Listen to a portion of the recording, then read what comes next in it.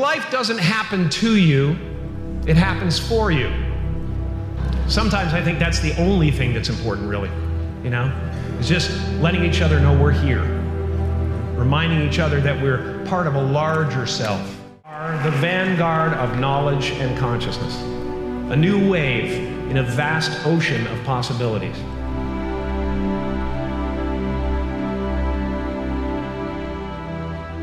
On the other side of that door, there's a world starving for new ideas, new leadership.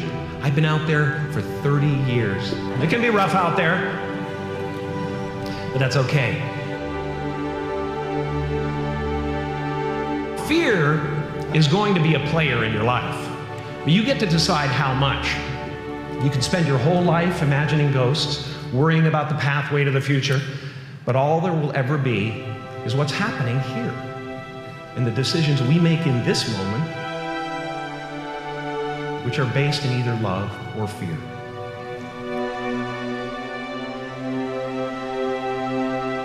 So many of us choose our path out of fear disguised as practicality. What we really want seems impossibly out of reach and ridiculous to expect, so we never dare to ask the universe for it. I'm saying, I'm the proof that you can ask the universe for it.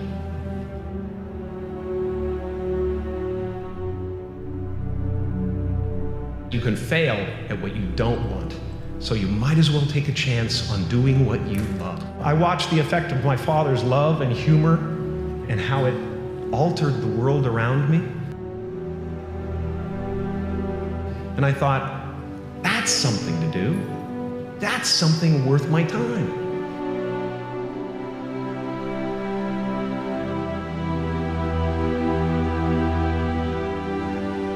I realized one night in LA that the purpose of my life had always been to free people from concern.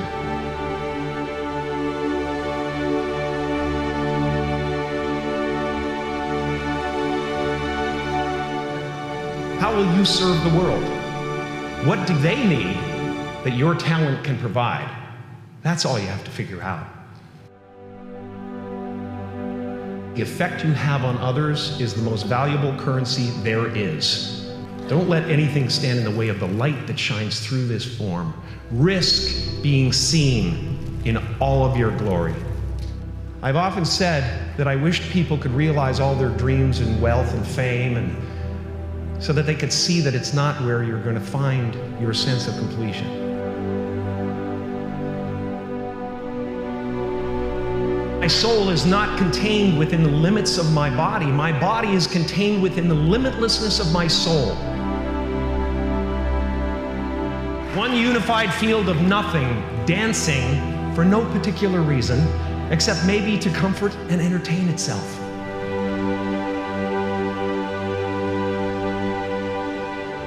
The imagination is always manufacturing scenarios, both good and bad, and the ego tries to keep you trapped in the multiplex of the mind.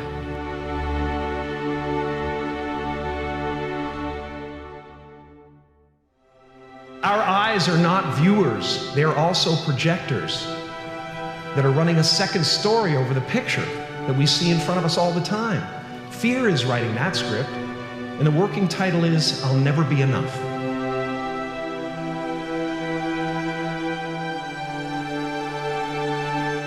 No matter what you gain, ego will not let you rest. It will tell you that you cannot stop until you've left an indelible mark on the earth, until you've achieved immortality. Relax and dream up a good life. It's just about letting the universe know what you want and working toward it while letting go of how it comes to pass.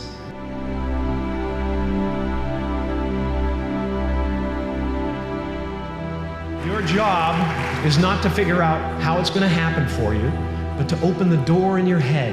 And when the door opens in real life, just walk through it.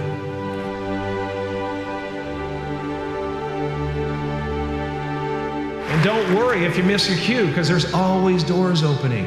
They keep opening. Take a chance on faith. Not religion, but faith. Not hope, but faith. I don't believe in hope. Hope is a beggar. hope walks through the fire and faith leaps over it. You are ready and able to do beautiful things in this world. It's our intention. Our intention is everything. Nothing happens on this planet without it. Not one single thing has ever been accomplished without intention. I was a little kid, and I would sit there and I would try to figure out what it meant, what it was all about. Why are we here? What is this?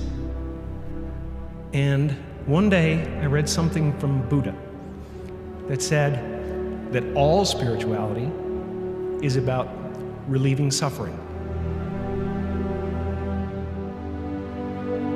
There are generations growing up right now who are learning to lie, that lying is okay, that you're supposed to hate half the country. You've got to get back to a place where we realize that a vote is not who you are. What we're doing, why we're building these abstract scaffoldings of who we are. You know, I'm a Canadian American, and I'm this, and I'm that, and I'm a Catholic, and I'm that, and it's all abstract stuff. And when you drill down, there's no you left. I really cherish that, and we are all one thing. Freedom comes in there only being one you, and it includes the table and the computer and the ocean and the trees. You try to breathe without them, you know, you can't. I was in my studio painting in New York one time. I took a walk for a couple of blocks and I found this wonderful little park where these guys were playing soccer. Watched these guys play soccer. I watched this guy chasing the ball. And I went, that's it. I was compelled by that guy who was so involved with getting the ball. All sports work, you know, all art works on the same level, and that is presence. Meisner, one of the tenets of his technique is that if you are actually interested in what you're doing, you'll be interesting to watch. And that's why we watch babies, because they discover things for the first time.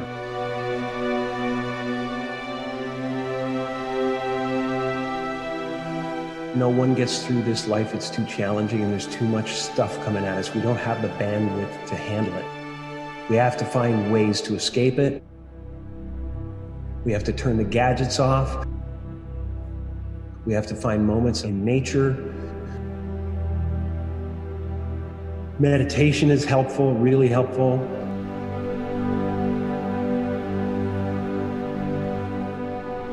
Anything that doesn't work out, I always think of as this is the way it was supposed to be. That's the way it was supposed to happen, because there's something bigger down the road.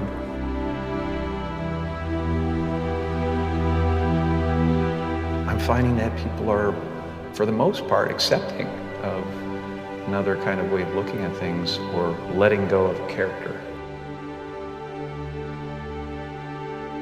I do believe in manifestation and power of that kind of stuff, but I don't believe that any of it matters. You know, this mattering is, to me, a human construct, born out of a need. The same need as you have to have, you know, deities and things like that.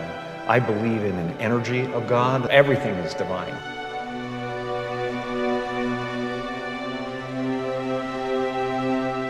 It's been a part of the evolution of ego is to spend your first half of your life acquiring and adding, thinking you can add to yourself. And it looks great when you got a cool car and you got nice clothes and you've done something that people admire, but it can never fulfill you. You can never be happy. You know what I mean? It's not where happiness comes from.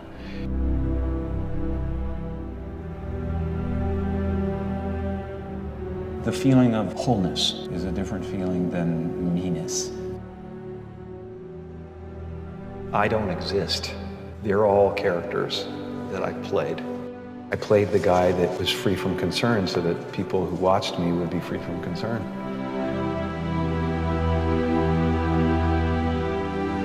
I'm not trying to tell the people how to live their lives. I'm just having fun trying to transmit that to the audience and trying to get people to feel that.